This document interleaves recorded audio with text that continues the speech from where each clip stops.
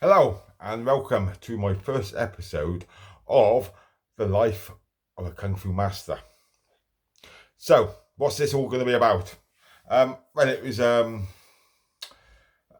inspired, if you like, by two different things. One was Stephen Bartlett's The Diary of a CEO, where he started off just talking about random stuff, the stuff that he's does.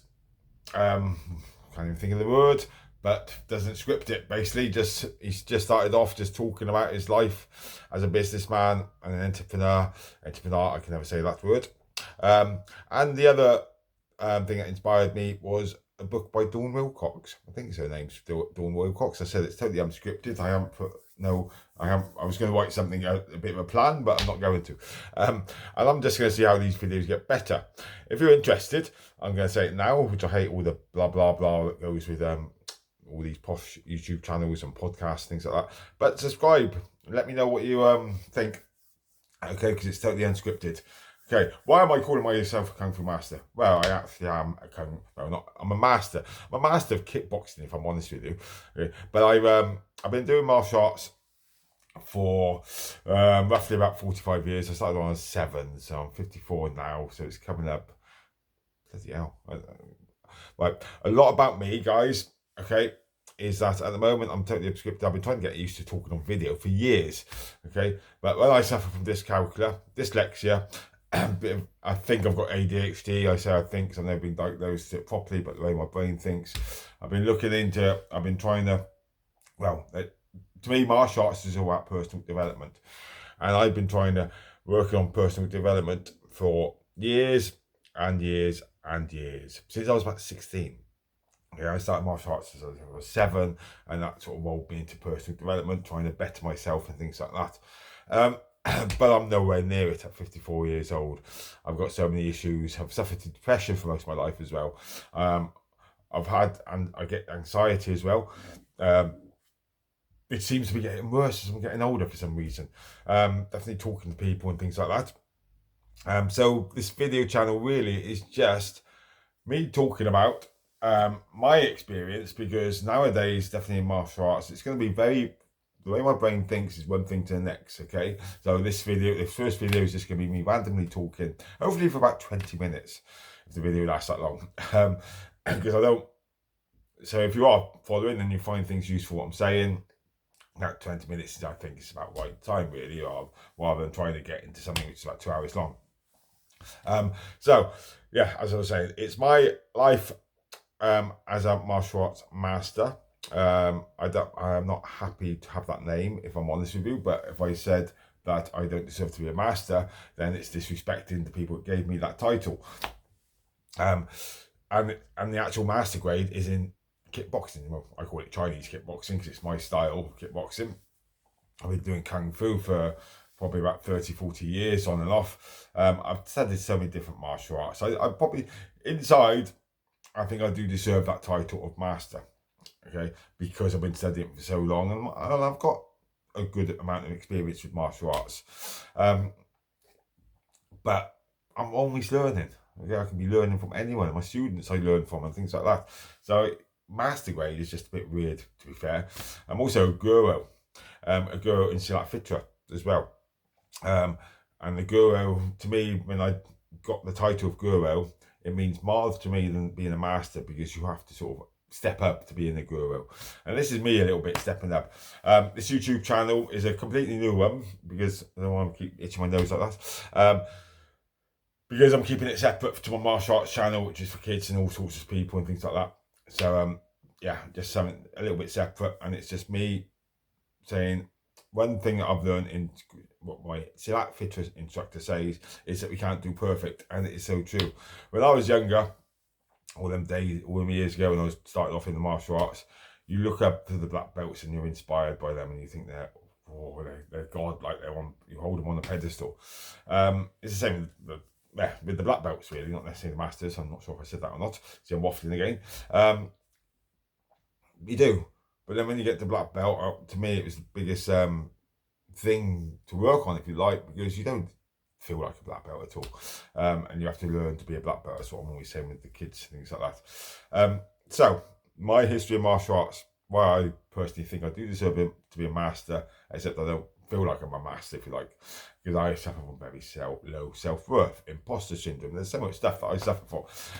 Hence why I'm just putting this out there now, really. So, because people look up at people like myself, and I've got a lot of followers out there that look up to me, and I think what attracts people to me is my vulnerability, if you like. I'm not perfect. I'm definitely not perfect at all. I smoke cigars and all sorts of things. I like a drink. Okay. And one thing that I've struggled with trying to find who I am in life. So, as I was saying, my martial art credentials are, I'll best check the time because I can't really see that. I've got my glasses on, so I don't waffle on for too long. It's been about 5 minutes so far. My martial arts credentials are, well, I started martial arts at 7, as I've said about 4 or 5 times now. But I didn't get my first black belt until I was about 30. And that's probably because of confidence and self-belief. And my first black belt at 30 was in Taekwondo. And I've always said that, what I've always said, see, I got sidetracked then, I was looking at the time. Yeah, I got my first black belt in Taekwondo. It took me 23 years to get, if you like. And then 10 years after that, I can't remember, but I got about 6 other black belts or something like that. First black belt was in Taekwondo. I sort of got disillusioned with Taekwondo, so I loved the style and I loved what it did to me, and it gave me a good foundation. I got very disillusioned once I got to be black belt, really. There's lots of, I've always wanted to know why. I'm that sort of person. I want to ask questions. And the thing about Kung Fu, which I started doing before I got my black belt, is that you were with my instructor was at the time, you were encouraged to ask why. If you want a reason in it, like about a technique and things like that, you're encouraged to ask why. What was that about? Okay, and then it's explored. So the instructor might not give you a good reason, because I got told some bollocks if you ask me about certain things, and like, that ain't true. That's can't be true and things like that. So I've questioned it. That's why I left about Kung Fu. Anyway, then I think it's in order. I'm not 100% sure. I got freestyle martial arts because I transferred. Somebody went, graded me, and then he eventually graded me to black belt because he knew that I'd got black belt, even though I hadn't said word goes around. So I got freestyle martial arts under Rumour. I was training with Jeff Thompson at the time as well, when he was really big in the reality side of martial arts, and that's one of my proudest black belts, to be fair. I got black belt with him and his reality system. And I got a kickboxing black belt as well, and I graded the first, second, and third dan. I've been awarded the 4th dan in the kickboxing, and that's how I've got a 5th dan in kickboxing as well, which I got awarded for. And that hence that in this association that I'm with, 5th dan is master grade. So I'm actually a master in Taekwondo, in kickboxing. I am at that around about my 3rd dan time. I took my black sash in Lao Gar Kung Fu, and I failed that at the time. That's time for another story. So everything I'm writing down, I'm going to be writing down everything I've talked about today, so I can sort of talk about it in more detail later on. After that, after I failed that, tried regaining it and things like that for ages. I loved Kung Fu. I've always loved Kung Fu, and it's a Lao Gar Kung Fu that I started studying. I've studied that on and off since I think my first class was when I was about 15, and I'm still teaching it now, and not officially Lao Gar, so which is another story which I will get to another time. So yes, and then I've sort of got a same sort of qualifications as black belt, if you like, but I'm a level 2 in Tai Chi under Steve Rowe, which is quite a good qualification in Tai Chi to have. I've also said I'm a guru in Silat Fitra. We get a guru murder, which is the junior instructor, and then senior instructor, which I've only been doing Silat Fitra for probably about 4 years, I think, but I've done quite a lot of training for it and an intense course in it, and it's opened up a lot of new spark in me, really. Before that, I think it was about 10-12 years ago, I retook a Lao Gar Black Sash, not with the Lao Gar Association, which I've got to say that because I will upset people. I'll probably upset people anyway. It was under Rumour, Richard Hopkins, who's quite high up in the Lao Gar Association, graded me in it, which ruffled a few feathers with the Lao Gar Association.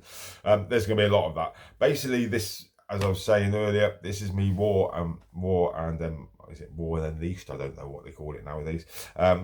Just about a few facts about martial arts, the politics side of things and things like that, and and the battles that I've been through. and I've always tried to be a nice person, but I've made some fuck ups. I've made lots of fuck ups.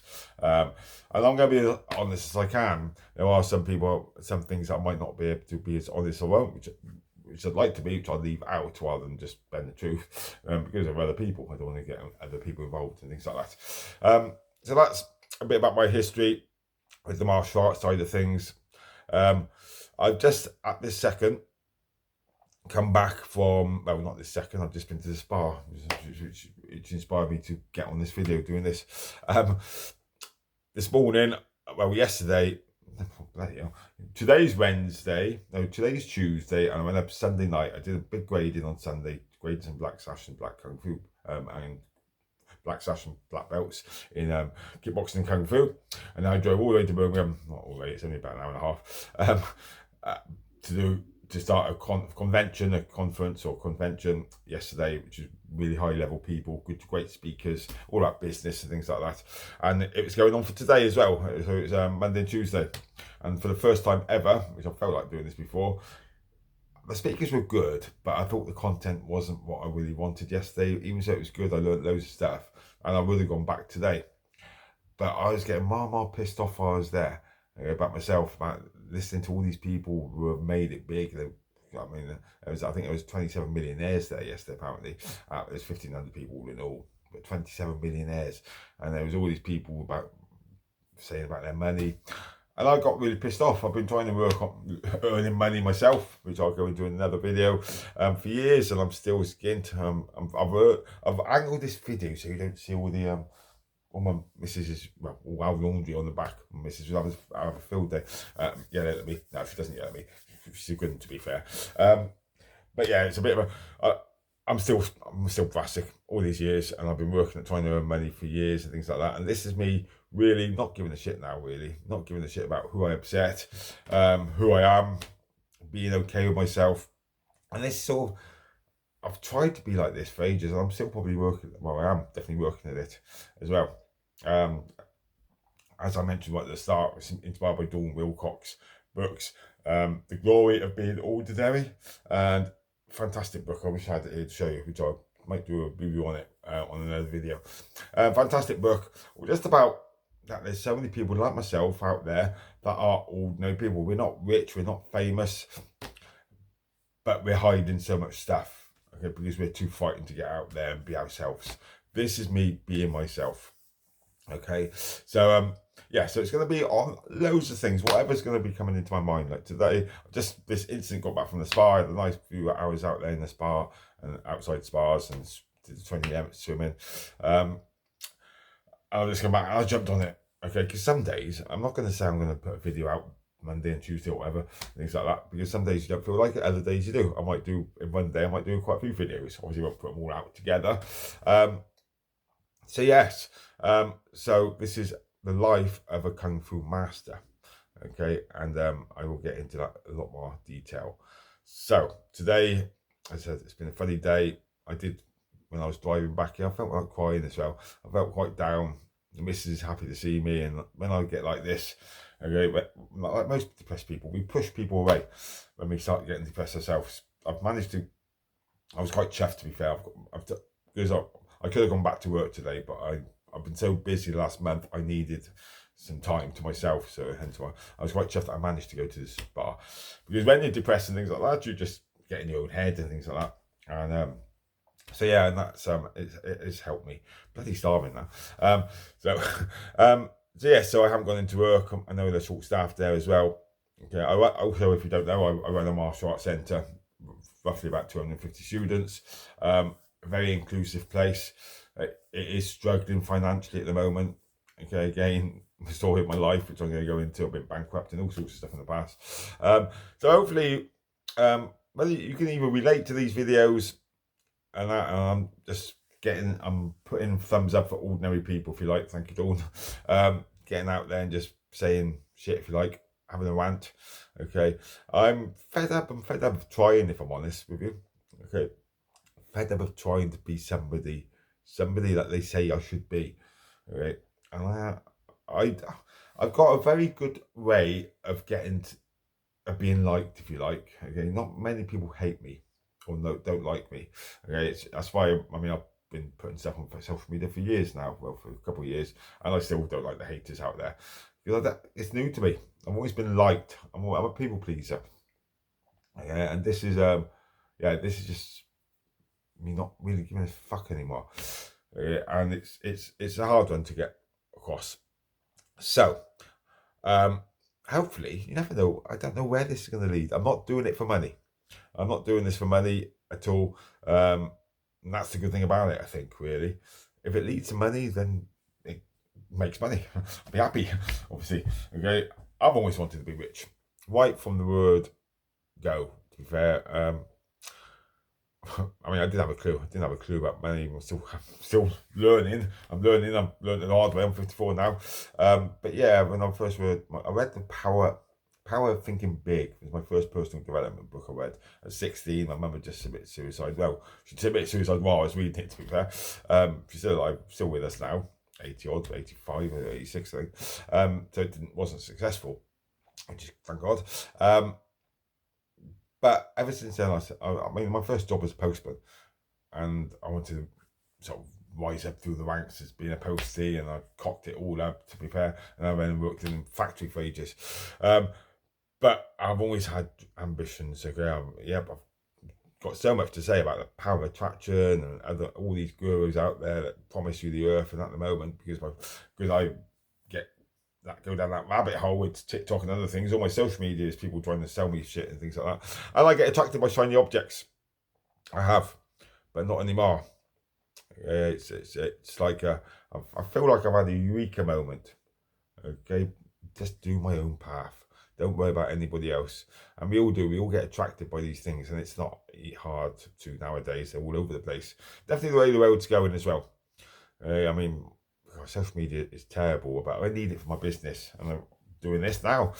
It's terrible, but it's bloody good as well because it gets you out there. So I'm not going to waffle anymore because I'm running out of things to say a little bit, because I'm going to have to rewatch this and then write down all the bits to say. I'll go in what I've said, and I'll go into a bit more detail in another video. But yes, if we do martial arts, we do a bow, but there's so many different bows. This is my Malaysian bow now, and I've got the Kung Fu bow and Taekwondo bow, all sorts of stuff bow. But I like to finish off like this. And yes, take good care. And yes, it's never as bad as what it is. Our brains make it worse. Okay, so shut that shit up. See you soon. Bye.